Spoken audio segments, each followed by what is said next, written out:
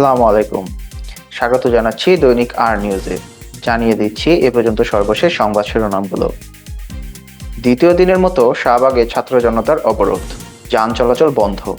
সচিবালয় ও যমুনার আশপাশ এলাকায় সভা সমাবেশ নিয়ে ডিএমপির নির্দেশনা। চলমান আন্দোলন কোনো ব্যক্তি বা দলের নয়, শিবির সভাপতি। জাতীয় ঐক্যমতের ভিত্তিতে প্রস্তাবিত জাতীয় সনদ নিঃসন্দেহে দেশের নাগরিকদের সব অধিকার সুরক্ষিত করতে পারবে বলে জানিয়েছেন জাতীয় ঐক্যমত কমিশনের সহসভাপতি অধ্যাপক আলী রিয়াজ। শেখ হাসিনাকে ফেরাতে ইন্টারপোলের মাধ্যমে চেষ্টা চলছে, স্বরাষ্ট্র উপদেষ্টা। প্রকল্প বাস্তবায়নে পরিবেশ রক্ষাকে সর্বোচ্চ গুরুত্ব দিতে হবে, রেজওয়ানা হাসান। মশার ঔষধ ছেটানো কর্মীদের কাজ 1 ঘন্টা কমিয়ে দিল ডিএনসিসি। চট্টগ্রামে তারুণ্যের সমাবেশে যোগ দিলেন তামিম ইকবাল। ভারতের ভাটিন্ডা বিমান ঘাঁটি গুঁড়িয়ে দিয়েছে পাকিস্তান। ভারত ও পাকিস্তানকে সংঘাত না বাড়িয়ে শান্ত থাকার আহ্বান জানিয়েছে চীন।